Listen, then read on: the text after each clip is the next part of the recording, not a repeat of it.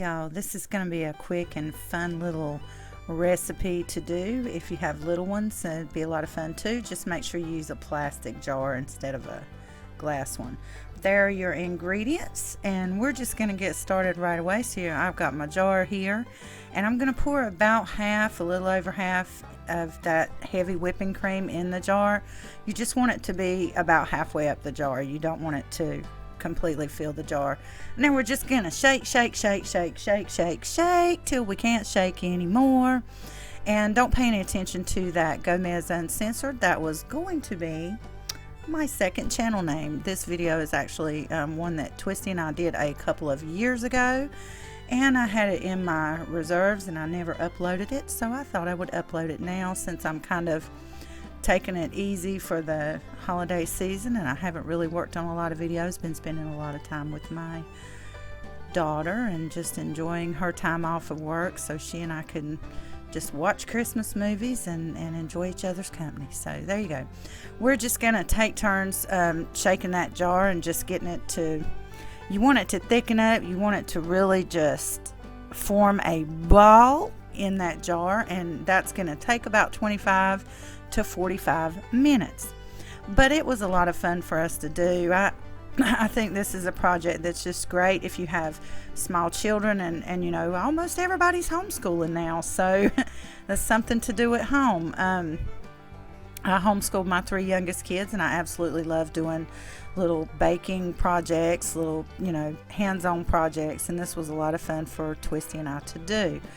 So we just continue to shake it there, and we will check it every now and then, but you'll see that the consistency will change the longer you shake it. This isn't really something that you can sit down and come back to later, so you've got to have 25 to 45 free minutes, and you know, I think it's a lot of fun. Maybe some people don't, but I do.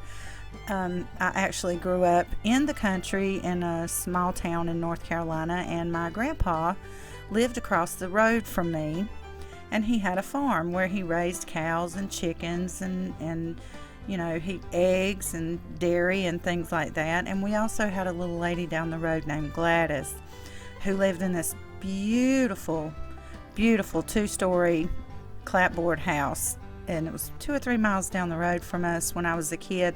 But it was an absolute treat to go to her house because Gladys dressed in traditional colonial women's type dresses. You know, she looked like she stepped out of another century, another decade. She wore a little bonnet, and we would go to her house and get fresh milk and homemade butter.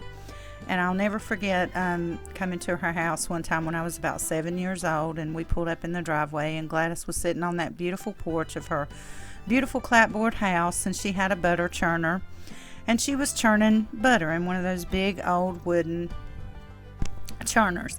And I actually didn't know till I was older that Gladys did not have traditional electricity or running water or anything like that. She lived as if it was the 1800s, but it was absolutely beautiful to go to her house. It was always so clean, and it had all wooden floors, and it was just like stepping back in time when I was a kid. So one reason I wanted to do this homemade butter is it kind of brought back those memories. And you know, we would always go there and get our dairy when I was a kid, and it was a beautiful experience to see that.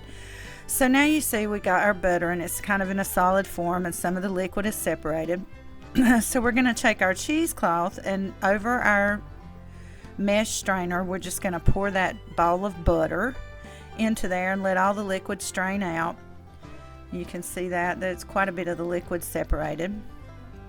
So at this point, once you pour this onto the cheesecloth, you would want to sprinkle it with salt if you want to do that. You can leave it salt free and just, you know, do it that way. But so I'm just going to squeeze out some of that liquid, and what I'm going to do is sit this in the refrigerator overnight and let it get a good solid ball formed, and then it will be ready for our homemade bread the next morning. So I just want to remind you real quick to like, share, and subscribe, and be sure when you subscribe to hit that bell so you can get notified when I upload new sewing, crafting, or cooking videos every Tuesday. So there you see, that's our butter, and it's a little different consistency than store-bought butter, but it was absolutely delicious. So I hope y'all enjoyed this little video, and I hope you come back to see more. And be sure to follow my social media links in the description box below. Peace, y'all. Bye-bye.